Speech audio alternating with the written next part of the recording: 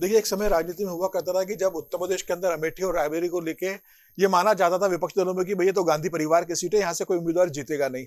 तो विपक्ष खासतौर से भारतीय जनता पार्टी ने बहुत ज़्यादा उसको लेके कभी बहुत सिरे से कभी चुनाव लड़ा नहीं। मुझे लग रहा है कि जब प्रधानमंत्री मोदी 2014 में आए और अमित शाह ने जब संगठन संभाला, तो उन्होंने तय किया कि हिंदुस्तान की ऐसी कोई सीट नहीं रखना है कि जहाँ भारतीय जनता पार्टी बहुत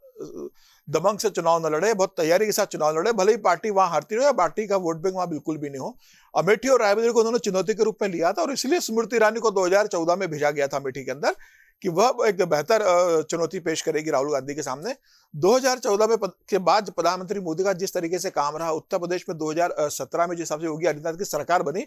उसके बाद भारतीय जनता पार्टी को लग रहा था कि अब उत्तर प्रदेश के अंदर हम सबसे बड़ी ताकत बन चुके हैं संगठन के हिसाब से, सरकार के हिसाब से, प्रधानमंत्री मोदी के काम से। तो अब क्यों न जिन सीटों पर कभी हम जीते नहीं, उन सीटों पर ज्यादा फोकस किया जाए और वहां जीतने की कोशिश की जाए। और उसके बाद उन्होंने उत्तर प्रदेश को एक बहुत बड़ी ताकत के रूप में लेना शुरू किया गुजरात के बाद। मुझे लग रहा है यही कारण रहा है कि और अमेठी में लगातार स्मृति ईरानी सक्रिय रही हारने के बाद भी, राहुल गांधी जीतने के बाद भी वहां सक्रिय नहीं रहे और राहुल गांधी मान के चलते रहे कि भाई मैं जिस तरीके से इस परिवार को, मतलब गांधी परिवार को अमेठी की जनता सपोर्ट करती रही, वैसा 2019 के अंदर भी करेगी। लेकिन योगी आदित्यनाथ का जो काम रहा 2017 में बनने के बाद, प्रधानमंत्री मोदी की योजना रही और राहुल गांधी ने जिस हिसाब से नजरअंदाज कर दिया अमेठी को पूरी तरीके से, स्मृति ईरानी ने उसका पूरा फायदा उठाया और उसका परिणाम 2019 में भारतीय जनता पार्टी के पक्ष में आया। अब भारतीय जनता पार्टी को भी लग रहा है कि जब सोनिया गांधी चुनाव नहीं लड़ रही है वहां से, राहुल गांधी रायबरेली के अंदर गए और राहुल जिस हिसाब से रायबरेली का जो गढ़ी थे, अगर विधानसभा चुनाव का 2022 का देखोगे तो वो पूरा भारतीय जनता पार्टी और समाजवादी पार्टी के फेवर में रहा। वहां कांग्रेस का कोई विधायक अभी फिलहाल है नहीं। तो भारतीय जनता पार्टी को यह भी लगता है, जिस हिसाब से राज्यसभा चुनाव में वहां के जो विधायक समाजवादी पार्टी के ने भारतीय जनता पार्टी को सपोर्ट किया,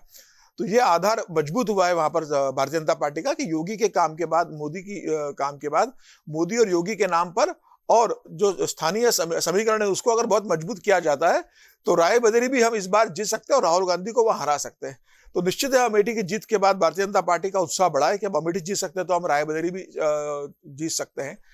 इस कारण उन्होंने जो गांधी परिवार के करीबी रहे, जो जिन्हें गांधी परिवार बहुत करीबी मानता था, दिनेश सिंह, उनको टिकट दिया। हालांकि उनको एमएलसी बनाया भारतीय जनता पार्टी ने, मंत्री बनाया योगी की सरकार के अंदर,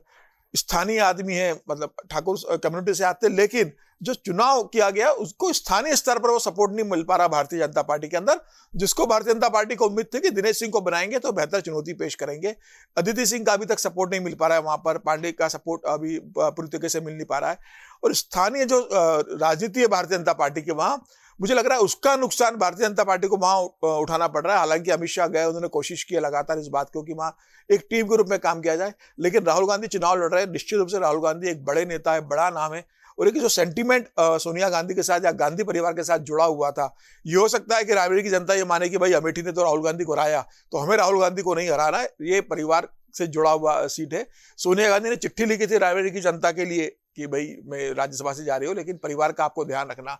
तो अब ये तय करेगा कि क्या अमेठी के बाद रायबरेली की जनता राहुल गांधी के साथ बनी रहती है, गांधी परिवार के साथ, या जिस तरीके से कि अमेठी की जनता ने 2019 में साथ छोड़ दिया था, क्या 2024 में रायबरेली की जनता भी वैसा साथ छोड़ेगी। अब चूंकि दूध का जला छाछ को चीता, तो अब वो स्थिति कांग्रेस को पता है कि 2019 में हारे थे, तो प्रियंका गांधी बहुत हल्के से लड़ाई ले नहीं रही है। प्रियंका गांधी पूरी ताकत रायबरेली के अंदर लगा ली राहुल गांधी के लिए, पूरे समय वहां कैंप कर रही है, प्रचार अभियान को संभाल रही है। मुझे लग रहा है फिलहाल राहुल गांधी का पलड़ा भारी है, लेकिन भारतीय जनता पार्टी बहुत अच्छे से चुनाव वहां पर लड़ रही है।